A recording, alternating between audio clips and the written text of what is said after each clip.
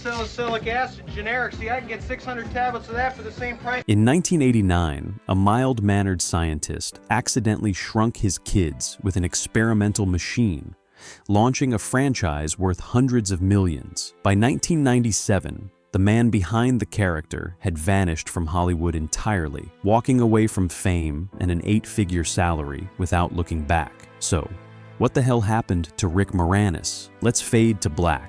Frederick Allen Moranis was born on April 18, 1953, in Toronto, Canada. Growing up Jewish in the Thornhill neighborhood, young Rick developed the quick wit and observational humor that would later define his career. His childhood was relatively ordinary. He attended elementary and high school locally, where friends remember him as funny, but not the typical class clown seeking attention. Instead, he possessed a more thoughtful, observational style of humor that would later become his trademark. His path to entertainment wasn't through formal acting training, but through radio, where he worked as a DJ in the mid-1970s at Toronto's Chum FM. During his time on the airwaves, Moranis refined his timing, vocal control, and ability to connect with an unseen audience, skills that would prove invaluable throughout his career. He created radio characters and comedy bits that caught the attention of local producers, setting the stage for his eventual move to television. What separated Moranis from other radio personalities was his ability to create fully formed characters using only his voice, demonstrating an early knack for character work that would become his calling card. Unlike many performers who spend years struggling for recognition, Moranis's breakthrough came relatively quickly through Canada's answer to Saturday Night Live, SCTV, Second City Television. Joining in the show's third season in 1980, he immediately stood out with characters like Bob McKenzie, one half of the beer-loving, toque-wearing Great White North, McKenzie brothers, alongside Dave Thomas. The segments, originally created to satisfy Canadian content requirements, unexpectedly resonated with audiences, both in Canada and when the show was picked up by NBC in the United States. The McKenzie brothers, with their excessive use of "e" and "hoser," became cultural icons, introducing phrases like "take off" into the North American lexicon. The characters became so popular that they spawned the cult film Strange Brew, 1983, which Moranis co-directed, co-wrote, and starred in. The film, while modestly budgeted, demonstrated Moranis's ability to carry a feature and hinted at his potential beyond sketch comedy. But it was his transition to Hollywood that truly launched him, landing a role in Ivan Reitman's supernatural comedy Ghostbusters, 1984, as the neurotic accountant Louis Tully, a film that grossed nearly $300 million worldwide and cemented his place in the industry. Reportedly, the role was originally written for fellow SCTV alum John Candy, who passed on it, creating an opening that Moranis filled with such distinctive energy that it's now impossible to imagine anyone else in the part. His scene locked out of his apartment during a party,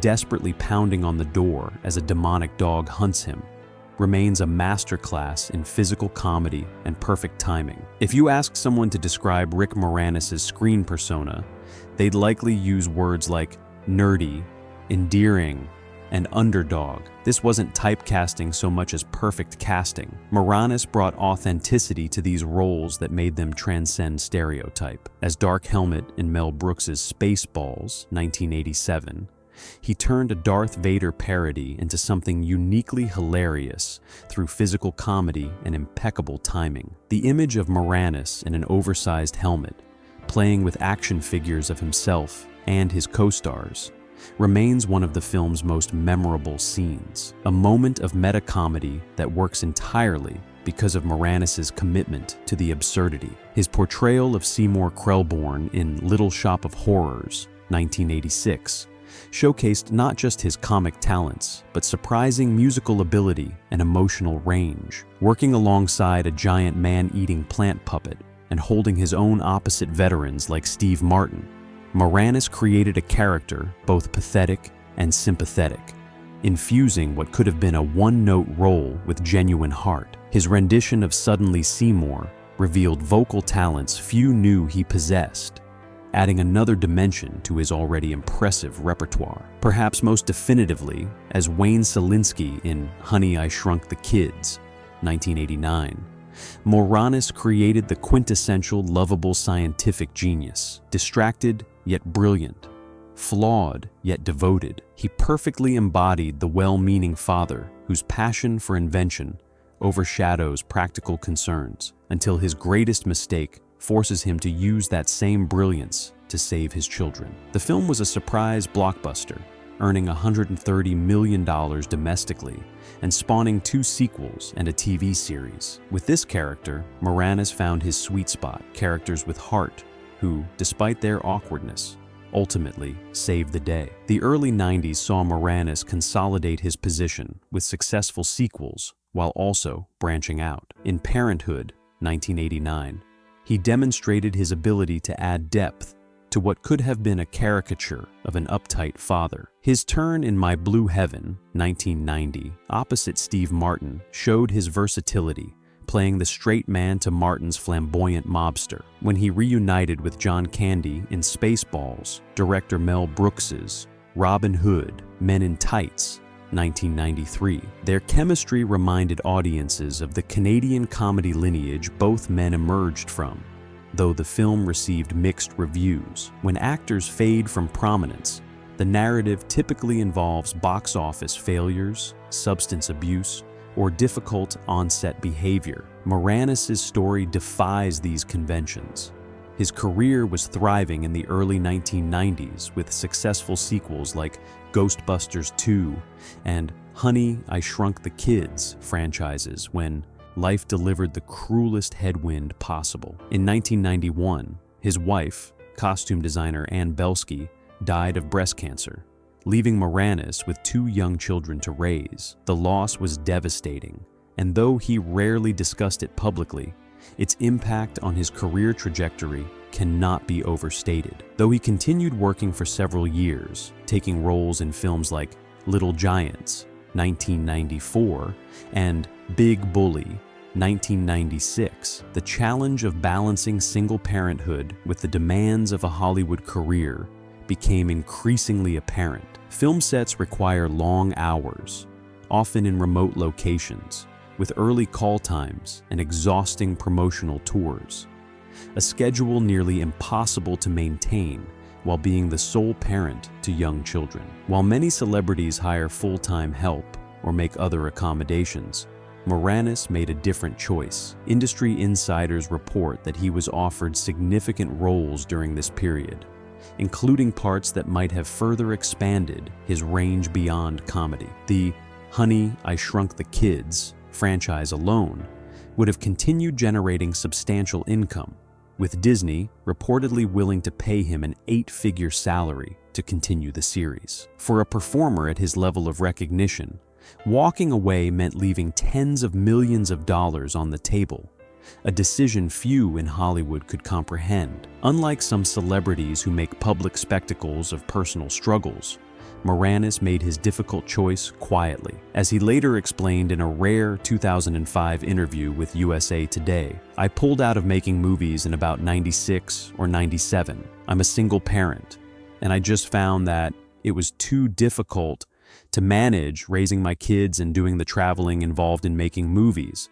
So I took a little bit of a break, and the little bit of a break turned into a longer break, and then I found that I really didn't miss it." What's remarkable isn't just his decision to step away, but the completeness of it. No publicity stunts, no reality TV shows, no desperate cameos to remain relevant. He simply prioritized what mattered most to him, a choice both brave and countercultural in an industry obsessed with visibility. Unlike many retired performers who quietly call agents hoping for offers, Moranis genuinely stepped away, focusing his energy on his family and personal life. The pivot in Moranis' career wasn't toward another medium, but toward a selective minimalism that allowed him to be present for his family. He didn't abandon creativity entirely. He turned to voice work, lending his distinctive vocals to animated films like Brother Bear, 2003, and its sequel. Voice acting allowed him to record in Toronto or New York, eliminating the need for extended time on location that live-action films would require. He released comedy albums, including The Agoraphobic Cowboy in 2005, which surprisingly earned a Grammy nomination for Best Comedy Album. The title itself seemed a wry acknowledgement of his retreat from public life, though in interviews, he clarified he wasn't actually agoraphobic, just selective about his projects. In 2013, he released My Mother's Brisket and Other Love Songs, a collection of comedy songs celebrating his Jewish heritage, demonstrating both his continued creative output and his reconnection with his cultural roots. These projects allowed him to work without the grueling travel and time commitments of film production. When offered a cameo in the 2016 Ghostbusters reboot, he declined while the rest of the surviving cast appeared, demonstrating his commitment to his choices rather than nostalgia or easy paydays. Director Paul Feig confirmed that Moranis was approached but respectfully passed, one of the few times his name appeared in industry news during that period. In recent years, Moranis has remained largely out of the public eye, though occasional news has reached fans. In 2018, he voiced Dark Helmet for an episode of The Goldbergs, his first acting credit in over a decade. The voice-only cameo allowed him to revisit one of his iconic characters without the full commitment of on-screen work, a toe dip back into the entertainment waters that delighted fans. In 2020, he appeared alongside Ryan Reynolds in a Mint Mobile commercial, a surprise that delighted longtime fans. Reynolds, a fellow Canadian,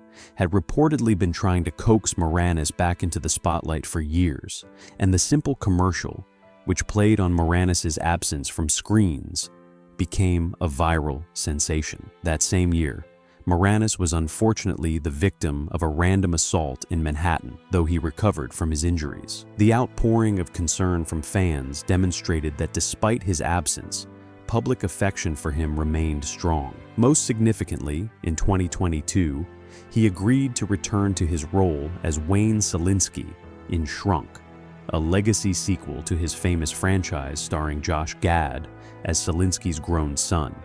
Though production has faced various delays, if completed, it would mark his first feature film appearance in over 25 years, a testament to both the enduring popularity of the character and Moranis's selective approach to his return. Today, Moranis reportedly lives quietly in New York City, having successfully raised his children to adulthood away from the Hollywood spotlight. What makes Rick Moranis matter in the landscape of entertainment isn't just the characters he created, though they remain beloved, but the integrity with which he approached both his craft and his life. In an industry where fame often comes at the expense of personal well-being, Moranis demonstrated the courage to walk away at the height of his marketability. His comedy never relied on cruelty or shock value. Instead, he brought warmth and vulnerability to each role, creating characters who, despite their flaws, earned audience empathy. His performances were characterized by a genuine warmth and vulnerability rare in comedy,